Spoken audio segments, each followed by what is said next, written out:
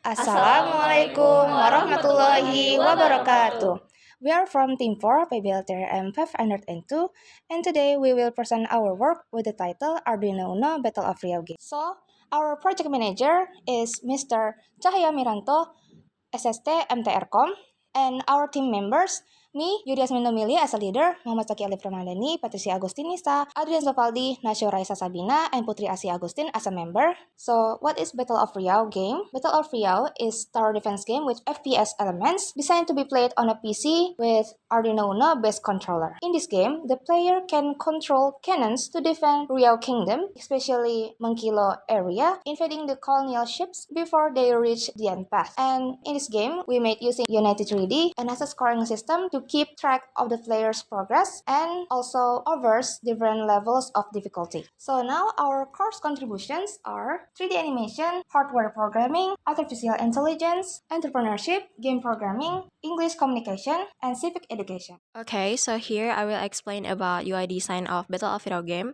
So the first is splash screen display, and then this is loading screen display. This is the menu screen display, and this is a level screen display. Okay, here I will continue the explanation of the UI design display in the Battle of Riau game. So this is gameplay screen, and this is pause screen. There is continue, restart, and back to menu. And next level complete screen. There is star for signing achievement of the level, and there is next level, retry, and back to menu. Last is game over screen. There is try again and back to menu. Okay, so the next is enemy path scheme and cannon position. As we can see on the screen, this image show us about enemy path scheme and cannon position. The enemy will spawn on the start path, and then the enemy will do a patrol according to the waypoint that have set, and then the enemy will end at the end path of the map. And also we can see cannon is a different position. Okay, so the next is the player POV. This image show first person POV of the player. Okay, so the next one is also the POV of player. This image show the first person POV and the third person POV.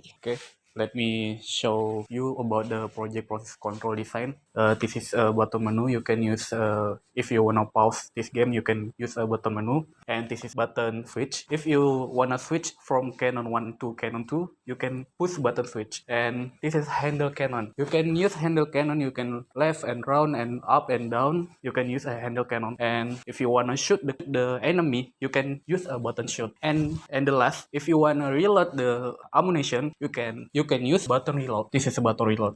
This is our logbook story. In the progress about the log story, we reached to 41%, and the next about the backlog task history. The next plan will refine the game code and core mechanism, and to replace the dummy object and with real asset will be replace dummy object with a real asset. And the three, setting up the controller, we setting up the controller with Arduino Uno, and we place about the button.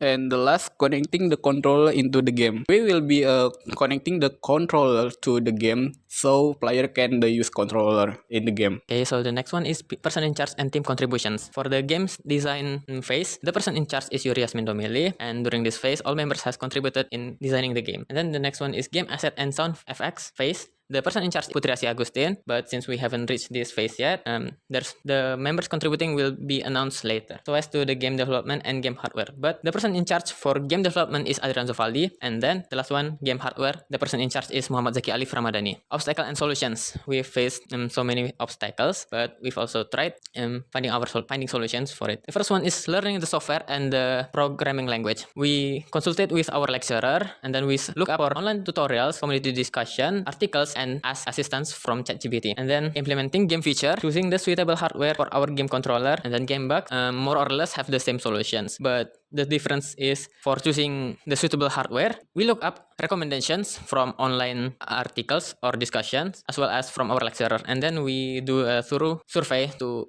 determine our hardwares. And then the last one, for bugs, we isolate the problem. And then the last one, game bugs. We solve it by isolating the problem, refactoring our code, and then, same as before, look at community discussions and ask assistance from ChatGPT. The next one is documentations. On the top left image is us exploring the Unity software, and the top right is when we are trying to to create dummy environment, basic controls for the game. And then the top left image is when we are exploring artificial intelligence for our game. And then the last one is our group photo session. Okay, that's all from us. We'd like to say thank you for watching our presentation and wassalamualaikum warahmatullahi wabarakatuh.